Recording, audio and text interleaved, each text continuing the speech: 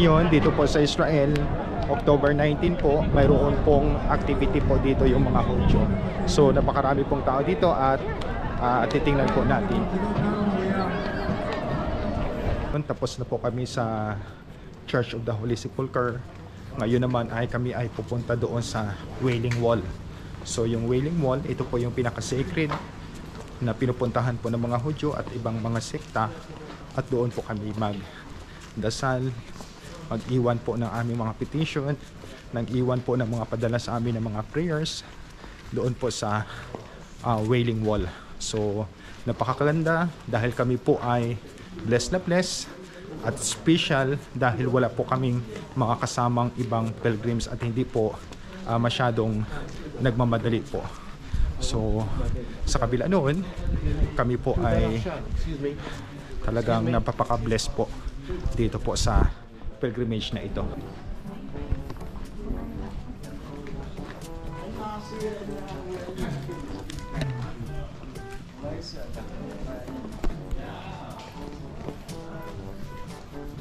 Let's keep together. There is an X-ray to check your handbag over there. That's no problem. Only 10 minutes, and we keep going. Let's go.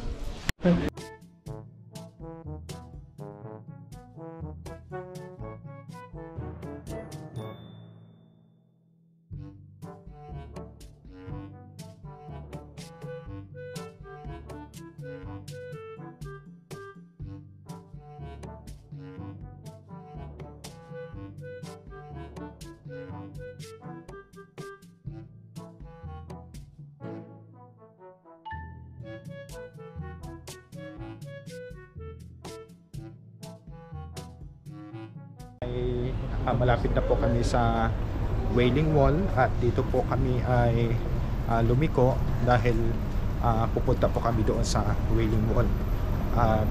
Napaka-stricto po, marami pong mga tao dito na nagbabantay po, yung mga pulis po nandito dahil binabantayan po nila ang lugar na ito. So ito po yung pinaka-sacred sa kanila at ito po ang napaka-delikado po na lugar para po sa kanila dahil po kami ngayon sa Wailing Wall at dito po yung ginagawa po dito, nagdadasal, iniiwan yung kanilang mga petition, mga intention dito po sa wall na ito.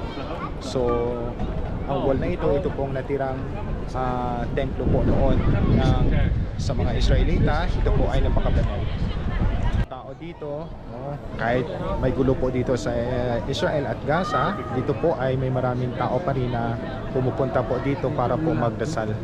So dito po, pupunta po kami ngayon doon at kami po ay magdadasal. So kukuha po ako dito ng scalp po para po sa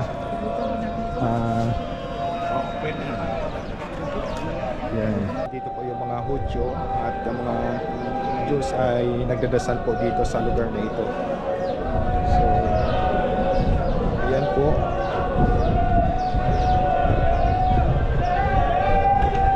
Dito po pag nagdadasal ka, kailangan nakaharap ka sa wall. Yun pong mga kasamahan ko ay dyan na po, nagdadasal na po sila at nakaharap po sa wall. At ganito po magdasal yung mga Hudyo. Sila po ay parang sumisigaw. Ito po dito sa Wailing Wall, no? Marami pong mga Hudyo dito, nagdadasal po at sila po ay pumupunta po sa dito para po magdasal po. So kami po, nagdasal din po kami dito at talagang hinihiling po namin yung pagpapala ng Diyos. So dito napaka-secured po dito dahil maraming mga gwardiya dito, maraming mga pulis, no, nandito po. So ganito po ngayon kadami ang tao dito po sa Wailing Wall, no? Andyan po.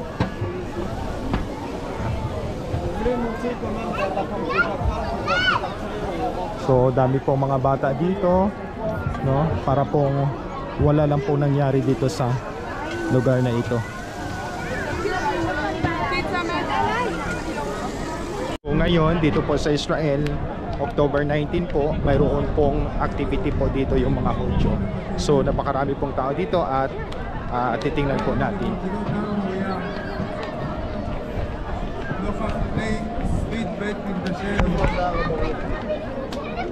שמעולם לא זזה שכינה מכל תל אביב. שאנחנו כאן נושאים תפילה לנגד עינינו כל אבני ירושלים שמספרות לנו על כל תקופה ותקופה, על כל משבר וניצחון.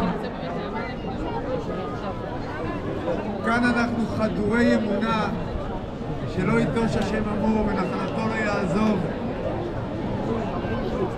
שהרופא לשבור לב יכול להפוך מספד למחול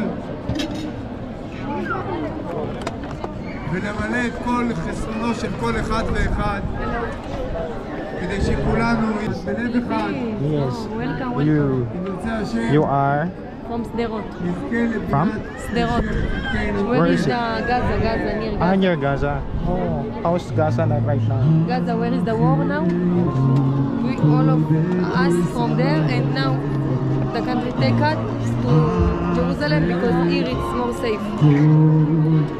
So it's Biribiti in Gaza right now because of war. So some people are died because of that war. The innocent people died because of that. Now we pray to God and stop the diet, Stop the war. the war. So these people from Gaza.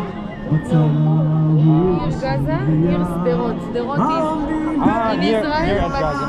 yes. The small place near in Gaza. Yes, terrorists from Gaza come to Sderot, our place, and kill. So now we go out here. So yun pala ay prayer vigil po ng mga Israelita po dito para po magkaroon na po ng kapayapaan dito po sa Gaza at saka Israel po.